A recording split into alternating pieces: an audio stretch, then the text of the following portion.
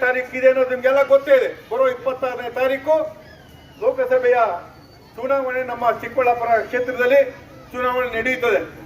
ಆ ಚುನಾವಣೆಗೆ ನಿಮ್ಗೆಲ್ಲ ಗೊತ್ತಿದೆ, ನಮ್ಮ ರಕ್ಷಾ ರಾಮಯ್ಯವರು ಕಾಂಗ್ರೆಸ್ ಅಭ್ಯರ್ಥಿಯಾಗಿ ನಿಂತಿದ್ದಾರೆ. ನಿಮಗೆ ನಮ್ಮ ರಕ್ಷಾ ರಾಮಯ್ಯ ನನಗೆ ಇತ್ತೀಚಿನ ಪರಿಚಯ ಆದರೂ ಕೂಡ ನನಗೆ ಅವರ ಮೇಲೆ ವಿಶೇಷವಾದ ಅಭಿಮಾನ.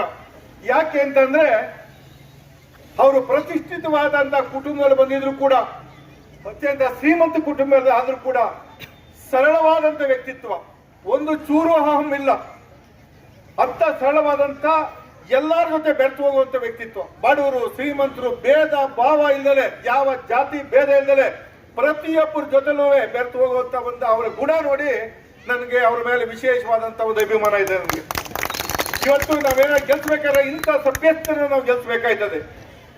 ನಾನು ಅವ್ರಿಗೆ ಹೇಳ್ತಾ ಇದ್ದೆ, ನಾವೆಲ್ಲ ಗೆದ್ದಾದ್ಮೇಲೆ ತಾವು ನಮ್ಮ ಜನಕ್ಕೆ ಬೇಕಾದಂತ ಹಾಸ್ಪಿಟಲ್ ವ್ಯವಸ್ಥೆಗಳನ್ನ, ನಿಮ್ಮ ಹಾಸ್ಪಿಟಲ್ ಇದೆ, ನಮ್ಮ ರೋಗ ರುಜಿನಗಳು ಏನಾರ ಬಂದ್ರು ಕೂಡ ನಮ್ಮ ತಾಲೂಕಿನ ಜನರಿಗೆ ನೀವು ಬೆನ್ನೆಲುಬಾಗಿ ಆ ಆರೋಗ್ಯದ ವಿಚಾರದಲ್ಲಿ ಇರಬೇಕು ಅಂತ ಹೇಳಿ ಅವರಿಗೆಲ್ಲ ಒಪ್ಪಿಕೊಂಡಿದ್ದಾರೆ. ಏನಾದ್ರೂ ಕೂಡ ನಮ್ಮ ಜನಕ್ಕೆ ಯಾವುದೇ ಒಂದು ಹಾಸ್ಪಿಟಲ್ ವಿಚಾರದಲ್ಲಿ ಏನೇ ಬಂದ್ರು ಕೂಡ ನಾನು ಇರ್ತೀನಿ ಒಂದು ಮಾತು ಕೊಟ್ಟಿದ್ದಾರೆ. ಅದು ಕೂಡ ಇವತ್ತು ಆರೋಗ್ಯನೂ ಕೂಡ ಬಹಳ ಮಹತ್ವ ಪಡೆದಂತ ವಿಚಾರ. ಅದರಿಂದ ಅವ್ರದ್ದು ದೊಡ್ಡ ಹಾಸ್ಪಿಟಲ್ ಇರೋದ್ರಿಂದ ಖಂಡಿತವಾಗೂ ಕೂಡ ನಿಮ್ಗೆ ಯಾವುದೇ ಒಂದು ಪ್ರಾಬ್ಲಮ್ಗಳು ಸಮಸ್ಯೆಗಳು ಬಂದ್ರೆ ನಾವಿರ್ತೀವಿ. ಅದು ಅವ್ರು ಕೂಡ ಸಹಕಾರ ಇರ್ತದೆ. ಹೆಲ್ತ್ ಕ್ಯಾಂಪ್ ಮಾಡೋದಿರ್ಬೋದು, ಅಲ್ಲಿ ಡಾಕ್ಟರ್ ಕರ್ಸ್ಕೊಂಡು ಇಲ್ಲಿ ನಾವು ಕೂಡ ನಾವೆಲ್ಲ ಬೇಕಾದ ಹೆಲ್ತ್ ಕ್ಯಾಂಪ್ ಮಾಡಿದೀವಿ. ಮುಂದೂ ಕೂಡ ಜನಗಳ ಆರೋಗ್ಯ ಸಮಸ್ಯೆಗೆ ಸ್ಪಂದಿಸ್ತೀವಿ ಅಂತ ಹೇಳ್ತಾ, ಮಾನ್ಯ ಶಾಸಕರ ಮೇಲೆ ಮತ್ತು ನಾನು ನಮ್ಮ ಕಾಂಗ್ರೆಸ್ ಪಕ್ಷದ ಲೋಕಸಭಾ ಚಿಕ್ಕಬಳ್ಳಾಪುರ ಲೋಕಸಭಾ ಚುನಾವಣೆಯ ಅಭ್ಯರ್ಥಿ ಆಗಿದ್ದೀನಿ. ಕಾಂಗ್ರೆಸ್ ಪಕ್ಷ ಯುವಕರ ಪರ ಇರುವಂತ ಪಕ್ಷ, ಕಾಂಗ್ರೆಸ್ ಪಕ್ಷ ಮಹಿಳೆಯರ ಪರ ಇರುವಂತ ಪಕ್ಷ, ಕಾಂಗ್ರೆಸ್ ಪಕ್ಷ ರೈತರ ಪರ ಇರುವಂತಹ ಪಕ್ಷ, ಎಲ್ಲ ವರ್ಗದ ಜನರ ಜೊತೆ ಇರುವುದು ಒಂದೇ ಪಕ್ಷ, ಅದು ಕಾಂಗ್ರೆಸ್ ಪಕ್ಷ. ನೀವೇ ಎಲ್ಲ ಕಡೆ ಪೇಪರ್ಗಳಲ್ಲಿ, ಟಿವಿಗಳಲ್ಲಿ, ಸೋಷಿಯಲ್ ಮೀಡಿಯಲ್ಲಿ ಇವಾಗ ನೀವು ನೋಡುತ್ತೀರಿ. ಬಿಜೆಪಿಯವರು ಒಂದೇ ಮಾತು ಬರ್ತಾ ಇರೋದು ಇಲ್ಲಿ, ಸಂವಿಧಾನವನ್ನು ಬದಲಾಯಿಸುವುದಕ್ಕೆ. ನೀವೆಲ್ಲ ನಮ್ಮ ಅಂಬೇಡ್ಕರ್ ಸಾಹೇಬ್ರ ಸಂವಿಧಾನ ಬದಲಾಯಿಸಿ ಬಿಡ್ತೀರಾ?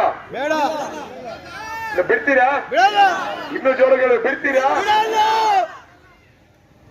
ನಮ್ಮ ಕಾಂಗ್ರೆಸ್ ಪಕ್ಷಕ್ಕೆ, ನಮ್ಮ ದೇಶಕ್ಕೆ ಶಕ್ತಿ ತುಂಬುವುದೇ ನಮ್ಮ ಸಂವಿಧಾನ. ನಮ್ಮ ಈ ಸಂವಿಧಾನ ಇದ್ರೆ ನಮ್ಮ ದೇಶ, ನಮ್ಮ ಸಂವಿಧಾನ ಇದ್ರೆ ನಮ್ಮ ಪಕ್ಷ. ಬಿಜೆಪಿ ಇದನ್ನ ಮುಗಿಸಕ್ಕೆ ಬರ್ತಾ ಇರೋದು. ಸಂವಿಧಾನವನ್ನು ಬದಲಾಯಿಸ್ತೀವಿ ಅಂತ ಮಂತ್ರಿಗಳು, MLAಗಳು ಸಾವಿರಾರು ಜನ ಹೇಳ್ಕೊಂಡ್ ಬಂದಿದ್ದಾರೆ ಇದನ್ನ. ಅವರು ಬಿಜೆಪಿ ಅಂದ್ರೆ ಶ್ರೀಮಂತರ ಪಕ್ಷ. ನಾವು ಹಲವಾರು